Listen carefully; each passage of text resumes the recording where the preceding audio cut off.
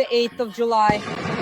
Both Moscow and St. Petersburg are under attack by ballistic missiles.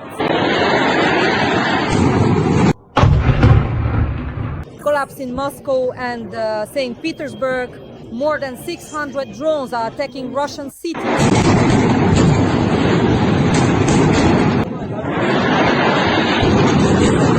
It's just terrifying. At this very moment, airports all across Russia are in chaos. Sheremetyevo, Pulkovo, Vnukovo, hundreds of flights cancelled, screaming, crash, panic.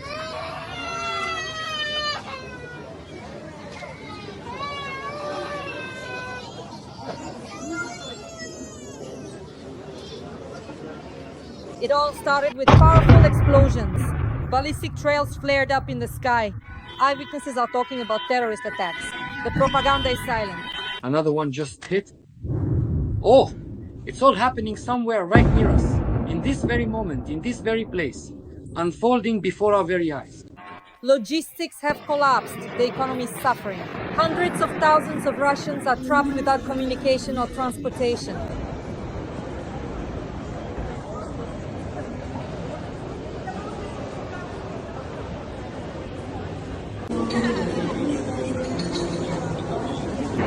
Thousand Muscovites are stranded in airports without power, communication or internet.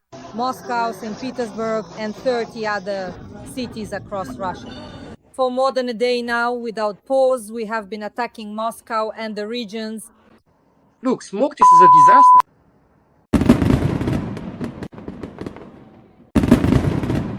Top analyst Oleksandr Demchenko is already on air with his analysis. What is this? Destabilization from within, an attack from outside, or payback for the war? Thank you, Dasha. Thank you to our most beloved, most valued audience. Breaking news, friends. On the 8th of July, an aviation collapsed in Russia, and Putin has started purging his own inner circle. There are large-scale crackdowns all across Russia. A minister is dead. The deputy head of the National Guard is in pre-trial detention. Zolotov could be next. Those who just yesterday were commanding the Russian army are now under threat. Paranoia is intensifying, and with it, explosions inside the country are increasing. Everything is blowing up. Warehouses, airfields, tankers, and logistics. Borisoglebsk strike on the airfield. Ust-Luga tanker is on fire, chemical leakage, And it sank to the bottom. Sit down, few. Vladivostok is under attack. The Pacific Fleet military facilities have been destroyed. Vnukovo, Sheremetyevo, Pulkovo, there's total chaos there. In just 2 days, more than 2,000 flights have been disrupted across Russia. Heavy blows to Russian aviation. Everything is blowing up. Let's discuss all of this with top analyst Oleksandr Demchenko right now. Sasha, welcome. Hello, Dasha. Hello, everyone. Sasha, where would you like to start? The aviation collapse, or perhaps the destruction of Russia's military and political hierarchy? Putin is eliminating everyone. Listen, it doesn't really matter, because both things are interconnected. Do you want to start with the collapse? Then let's start with the collapse. What amazes me right now, because against the backdrop of collapsing airports, of course, Russia is losing tens of billions every day. Tens of billions, that's Russia's losses every single day. Because absolutely everything across Russia has come to a standstill. Don't think, my friends, that it's only Pulkovo in St. Petersburg that's shut down, or just Sheremetyevo, Domodedovo, or Vnukovo in Moscow, or the Moscow region. Don't think that way. Here's the situation. The whole of Russia is at a standstill. The entire airport system and infrastructure of the Russian Federation is collapsing. But that's not the most important thing, Dasha. The most important thing is why they're doing this, why they're doing it. At the same time, they're also jamming communications. They're afraid of Ukrainian drones. They believe that electronic warfare systems will be able to suppress Ukrainian drones this way. And so they're jamming communications across the entire territory of Russia. Not just in the capital, not just in key cities, but all across Russia. Right now, they're jamming communications in Kamchatka. So what conclusion do I draw? Kamchatka is the base of the Pacific Fleet of the Russian Federation. They are probably preparing now for a massive attack. So we've come to the surprise from Maljuk, or the surprise from the Ukrainian special services, because it's likely that there will soon be an attack on Kamchatka, on the Pacific Fleet of the Russian Federation. It's not for nothing that they're now jamming communications there, preparing electronic warfare systems, and setting up various anti-drone systems on the territory of Kamchatka near the Pacific Fleet. I don't know if there will be strikes if ships of the Pacific Fleet would be sunk or something like that. But the fact that they're running around jumping and that they're worried after the strike on the Santaya Bay, when a huge number of ships, a huge amount of equipment, and a huge number of personnel were destroyed. After not only the commander of the 155th Brigade, very same criminal unit that was killing people in Bucha, Hostomel, and Irpin was eliminated in the Kursk region, but also the deputy commander of the Russian Navy, the Navy of the Russian Federation, Mikhail Gudkov, was killed. And after that, they significantly reinforced all defensive measures in Kamchatka and are preparing for a large-scale operation. Moreover, as I said last time, and I maintain now, in the next 10 days, one of the largest special operations by Ukraine is likely to begin. And I am more than certain that Moscow will soon be set ablaze. This will be one of the most devastating strikes on Moscow in the near future, my friends. That's why we need to closely monitor everything that's happening right now. And the fact that they are deliberately shooting down Ukrainian drones with their anti-missile systems exclusively over airport territories indicates only one thing. Not only will Sheremetyevo, Domodedovo, and Vnukovo burn, but Pulkovo and St. Petersburg will burn as well. Not only will they deliberately launch massive anti-missile strikes and shoot down drones exclusively over airport territories to kill as many people as possible, so that later they can start their filthy mobilization for free without contracts. The most interesting thing is the following. The heaviest blow was dealt to Pulkovo, to 400 people detained, and at Sheremetyevo hundreds. Losses amount to 20 billion rubles. That's more than $250 million in losses. And these days, there is the murder, suicide, or liquidation of the former Minister of Transport who was dismissed by Putin. And here's where it gets most interesting. What's going on? So against the backdrop of the aviation collapse, which is Putin's fault because he started the missile, and drone terror eliminates his own minister. What is actually happening? The collapse has nothing to do with it. In fact, the collapse isn't even the point here.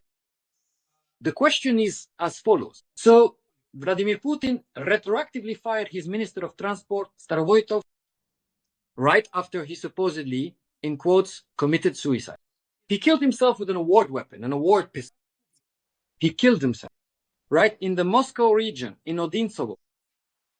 Now, let's think about what actually happened. So Minister Starovoytov, who previously headed the Kursk region, who had previously profited from defense construction projects, profited from an entire region, and then after that moved to the Ministry of Transport and became the head of the Ministry of Transport of the Russian Federation, was in charge of everything. All the cargo transfers from China, all logistics, all railways, all civil transport, all airports, all aviation that directly transports, exports, imports all trains for export, import, and so on. He oversaw everything. This is just the juiciest, most delicious slice of the Russian economy. Sanctioned goods, goods under sanctions, the black and gray market from China, from Turkey, Azerbaijan, from Central Asia, he controlled it all. Attention, this person owns over $1 billion in real estate in Moscow, in St. Petersburg, in the Leningrad region, in the Kursk region, and directly in the city of Kursk. And this person supposedly committed harakiri. What? Is he an idiot or something? Everything is going perfectly for him. He has $1 billion. He has a huge amount of money hidden away. He has a mistress. He has a beautiful, sweet life. He's a minister. What kind of fool would take and shoot himself with a Putin-awarded pistol? He couldn't care less about Putin's pistol. I'm more than sure he didn't even know how to use it. So what actually happened? Here's my answer. Vladimir Putin killed him and ordered his security forces to take this guy out. Officially, they'll quietly tell everyone this version. The reason is that he was stealing. But listen, friends, the one who steals the most in Russia is Putin. Putin is the richest in Russia, and maybe not just in Russia, but in Europe as well. And maybe not just in Europe either. The real reason is completely different. A redistribution of financial flows has begun in Russia. Yes. A redistribution of financial flows has begun in Russia. So, Starovoytov was a protege of the Rotenberg brothers, Putin's closest oligarchs, who recently renovated his palace in Gelendzhik. But the new acting Minister of Transport, who was asked on the very same day, on the day Starovoytov was dismissed, was asked, "How is your day? It must be a tragic one, right?" He replied, "At least it's interesting." So this Nechayev actually, Andrei Nikitin is the new Minister of Transport. He is a protege of the Kovalchuk brothers. The Kovalchuk brothers, with the mediation of the security services and in coordination with Vladimir Putin, removed not just an unnecessary witness who laundered money in the Kursk region and through whom the generals ran their shady schemes, which everyone knew about. Not just a person who laundered money, who helped the Rotenbergs launder money during the war. One of the most important nodes of corruption in the entire Russian elite has been destroyed. And all that money, along with the control over all transportation in Russia, air, sea, underground, and land, will be transferred directly to Putin's closest allies, the Hawks, the Kovalchuk brothers. Specifically to Vladimir Putin has sent a clear signal to everyone. You can no longer pocket the money for yourself, only to me. This is a redistribution of flows in Russia. Putin is simply taking out and destroying those who don't share. Notice, Shoigu didn't share. Everyone in his chain of command, Timur Ivanov, Shvetsova, absolutely all his deputies, and not just Deputy Shav, been arrested. The Minister of Transport and the Rotenberg brothers didn't share either. The Minister of Transport self-destructed. Recently, the Vice President of Transneft, out of the blue, fell not from his own floor, not from his own apartment. He just fell out of a window by accident. By accident. Let's move on. Look at this interesting situation. Here's what I wrote down for myself. Colonel General Strigunov, former commander of the National Guard, who was enriching himself trying to get rich in Siberia by building non-existent training grounds. That's it. Detention center. Arrest and possibly 13 years in prison, if not more. You asked the right question. So is Zolotov next? I don't think Zolotov is next. But it's obvious that this person will leak information. This means that Russian generals will be falling and ending up directly in detention centers, straight into prison. The next person is Arswankov, former deputy chief of the general staff of the Russian Federation. 17 years of imprisonment. And this particular guy will directly turn in Gerasimov. If Putin has started retaliating for Kursk, you noticed that, right? There was retaliation for Prigozhin. And as part of that retaliation, Shoigu was politically destroyed. And we don't know what will happen to him next. Maybe he'll also end up committing suicide somewhere in Odintsovo or somewhere else on Rubyovka, where his house is located. Then, in parallel, Prigozhin was eliminated. The people who supported him, General Surovikin, General Spartak, one is in prison, the other is in exile in Africa after being brutally beaten and having all his kidneys and ribs smashed in the FSB basements on Lubyanka. That's it. The story with Prigozhin is over. He gave Prigozhin some time. Time passed and he finished him off in the sky over Russia. The people who helped Putin organize the elimination of Patrushev have also been neutralized. They're gone. The son oversees food products, agriculture, but Patrushev has vanished. He's now an advisor on shipbuilding, a significant demotion. Now we have transport, Kursk region. Starovoy is gone. That's all. The former head of the Kursk region. Attention, here's a question. What will happen to General Gerasimov, who not only missed it, but who absolutely knew what the Ukrainian armed forces, Ukrainian intelligence, saboteurs, and partisans on the ground were going to do? Or do we think that Gerasimov is an idiot? He's not an idiot. Even though he's constantly drunk, he's not an idiot. He has satellite communications, he has satellite reconnaissance, he has the aerospace forces, the air force. This is his border region. He understood perfectly well that this wasn't just a concentration of troops. He saw all of it and knew all of it, but he turned a blind eye. Why? He was fed up with Putin. He wanted to remove Putin. He wanted to strike at Putin. And Shoigu, at the same time, was stealing in Kursk. And he was successfully stealing until Putin started taking everything into his own hands. And then came the reboot of the Ministry of Defense, the Ministry of Energy, all of Russian propaganda, and so on down the list. What are we talking about here? I don't know what will happen next, Dasha, but I wouldn't be surprised if General Gerasimov is executed, and publicly at that, so that everyone can see. To set an example, and the fact is, there have long been rumors, we even discussed this recently, Putin might fire General Gerasimov in the near future.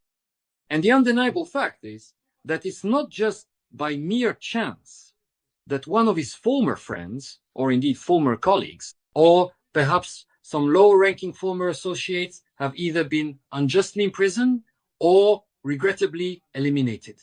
That was truly noticeable and quite striking.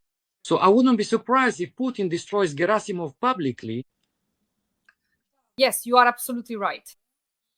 Putin eliminated the minister Roman Starovoa, the Russian minister of transport, is dead. His body was found in the bushes, a bullet in his head, a pistol nearby. The day before he was fired. Before that, there was corruption, the border, defense embezzlement, the Kremlin is cracking, and also the day before yesterday, General Stribunov, Zolotov's deputy, was arrested. And this isn't a purge, it's an internal war. The Kovalchuks have defeated the Rotenbergs. The new minister is their man. The previous one was a Rotenberg man. The elite is being cleaned out. One was removed, another is in pre-trial detention, a third fell out of a window. So you think the next cross will fall not on Zolotov, not on Shoigu or Patrushev, but specifically on Gerasimov? That was my next question. Who will bear the next cross? Gerasimov first, because he was involved in all that mess in Kursk and he screwed it up. Or maybe he didn't screw it up, as I put it, because that's just my personal opinion, that he turned a blind eye to many things. And the generals really wanted to harm Putin and the FSB guys, whom they believe have gotten too arrogant, while the FSB thinks that all the generals need to be neutered and everything brought under their control, which in principle is what they did by putting Dyumin in charge of all the processes in the border regions. Dyumin, Putin's bodyguard from the FSO, from the security service, from the FSB security service. So Dasha, here's what else is important. Besides Gerasimov, I think we should expect a blow from Elvira Sakhib-Sadovna Nabiulina. Of all people, she became extremely tense after the murder of that civilian minister. A minister who was partly responsible for a huge economic sector. Do you understand what I mean? For the past few months, they've been undermining Nabiulina's position. Who is undermining her? It's the security officials. Sekin, Patrushev, Kimezov, Vladimir Putin's friends. And probably to some extent the Kovalchuks are involved as well. And most importantly, it's the Lubyanka, the FSB of the Russian Federation, that's undermining her, trying to replace Nabiulina. I've mentioned this to you. Before they are trying to put in the younger son of Protkov, the former prime minister of Russia, who also happens to be one of the main security officials in the Russian Federation and a friend of Vladimir Putin. They want to move him from his position as deputy minister of defense, which has already turned into its own cesspool and a cash cow for Vladimir Putin, where all the oversight is not actually in Belousov's hands, but in the hands of Vladimir Putin's niece, Shchaslyva, who acts as the overseer of all the most important processes therein. Her husband is the Minister of Energy. The Minister of Energy, Putin controls everything. Propaganda, energy, the security forces, defense contracts, and now even transportation is in Vladimir Putin's hands. Airports, railways, the metro, civil transport, maritime, river transport, all of it is in Vladimir Putin's hands. Do you see? The transition is beginning. We all thought, what kind of transition will there be that Putin would be removed? It turns out, on the contrary, Putin calculated everything. First, he reset everyone. Then he locked everyone down in Russia, all the oligarchs, and anyone who could offer resistance. He kicked out those who were just dead weight. And now a new stage is beginning within the framework of the transition. Now, none of it will be necessary. There won't be any elections to the State Duma. Zyuganov will be removed. He's a dead man.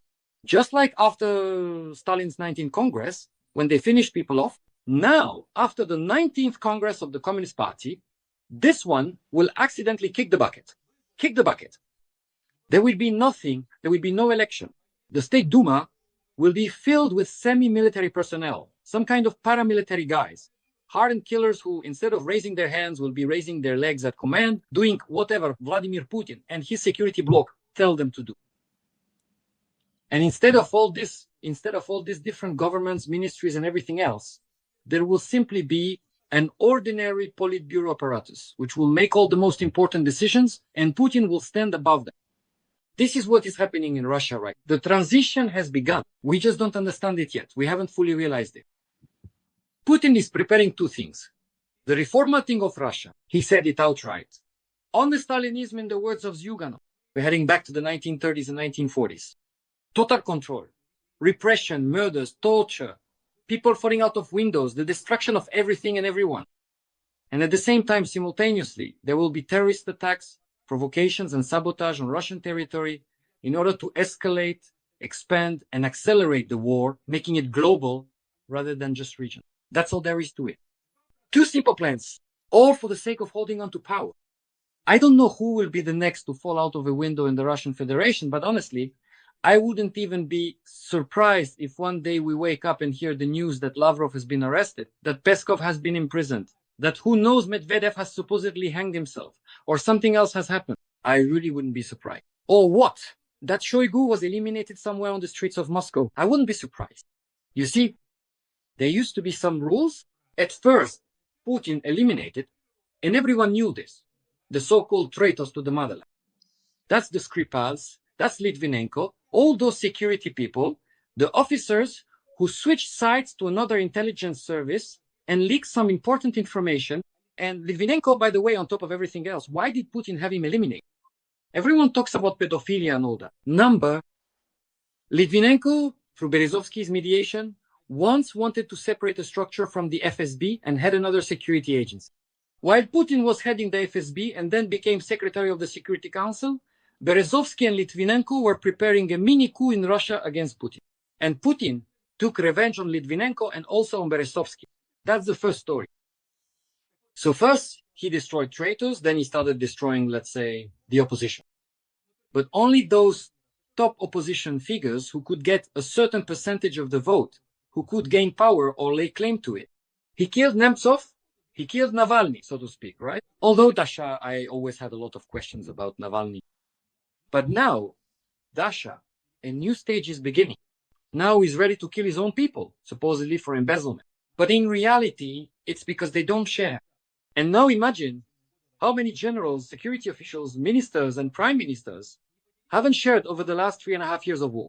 Mishustin didn't share. Governors, mayors, and so on haven't shared either. Every voice matters. Join our community, support independent journalism and help us bring you the truth from Ukraine. Become a member of Ukraine today. Join us now. He'd drown all of Russia in blood right now, just so he'd get a share. That's a direct signal, right on my desk. Hand over the cash now. That's it. That's all you need to know. Nothing else. Sasha, that's very telling. Friends, please like this video and subscribe to my YouTube channel. Let me know in the comments what you think about this. Because Sasha and I work twice a week specifically for our audience, for the audience of my YouTube channel, Dasha Shchaslyva, and for Dmitry Ilyich Gordon's audience. Let us know in the comments what you think of our duo, as they say, our duo. So the fact that General Strebunov, Zolotov's deputy, was arrested, is that a warning sign for Zolotov? Because, well, when they arrest Zolotov's deputy... But he's not a deputy, Dasha. He's the former commander of the National Guard. He's the person who was there before all of this. And so right now, he's not connected to Zolotov, so that the shadow doesn't fall on Zolotov. I don't think so, because Zolotov is someone Putin, well, really trusts, as they say. He's someone who was a bodyguard, who helped him for a very long time, helped him back in the Sobchak days, and so on. He's someone from the inner circle. He's someone who, in a very strange, almost random way, ended up near the White House with Yeltsin and guarded Yeltsin. All these security service guys have been helping Putin for a very long time. It was one big special operation to seize power. And those who helped him get power, he won't touch. Don't think that he'll go after Patrushev. He might demote Patrushev, but he won't go after him. Patrushev helped him seize power in the fall of 1999.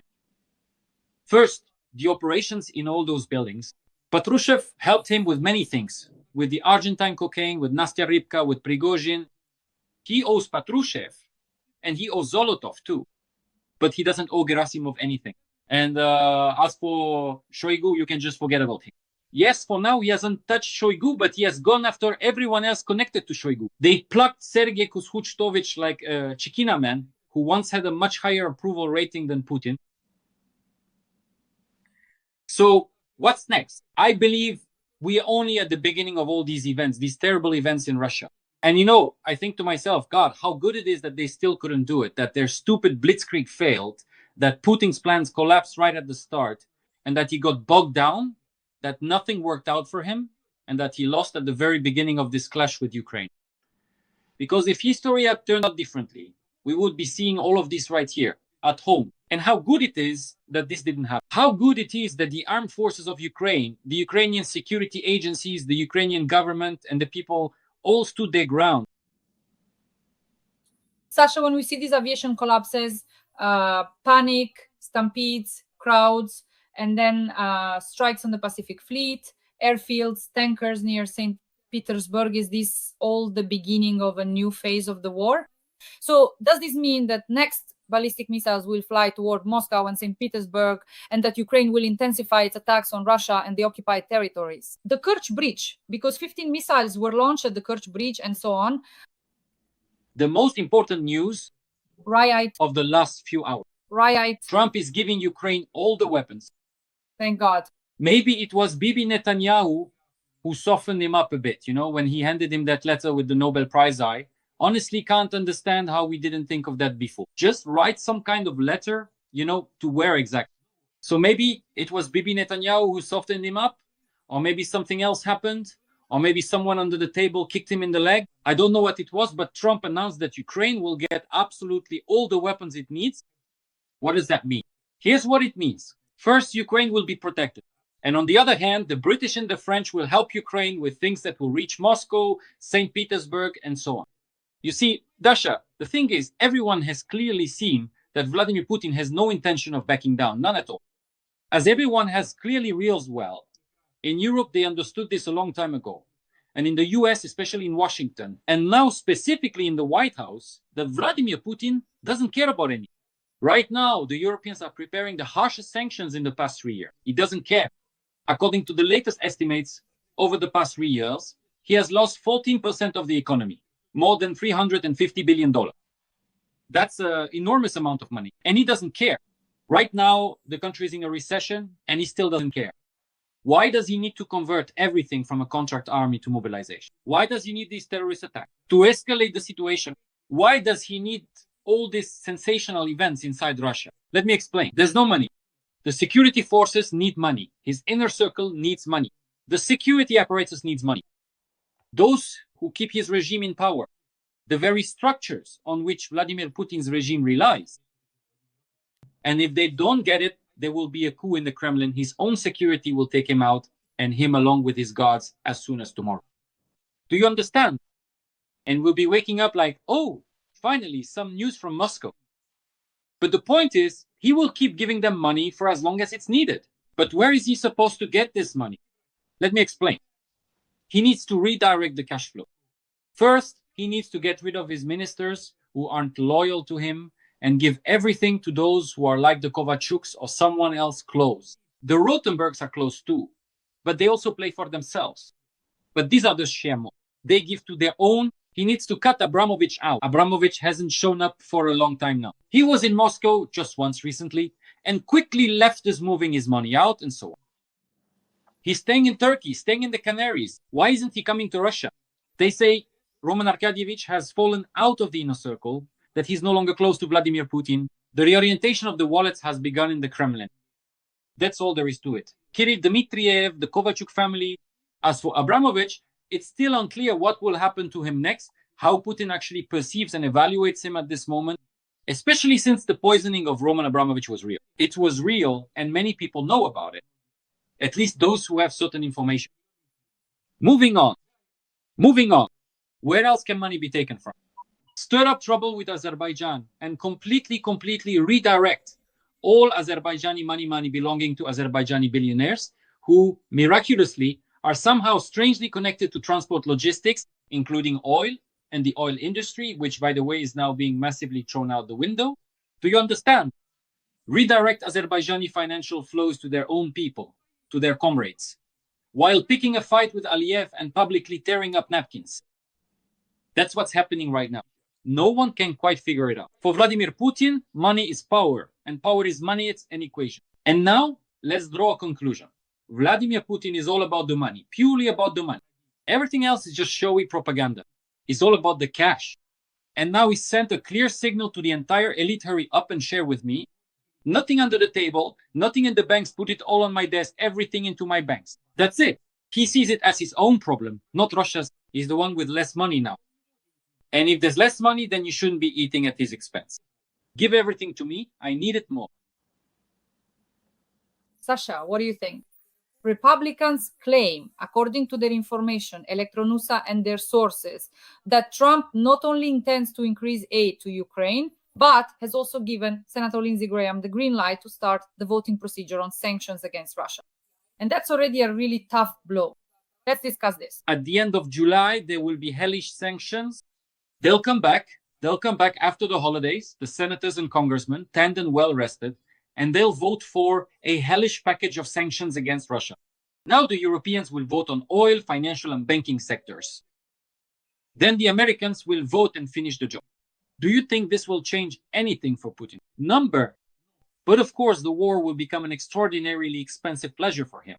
And then he'll have to make some very unpopular decisions. What do I mean by that? Abandoning the contract army, switching to a mobilization footing. This isn't about terrorist attacks across the country. It's about purges in the general staff, showy purges in the general staff. But his own people will be unhappy, they'll be dissatisfied, and their money will be slipping away.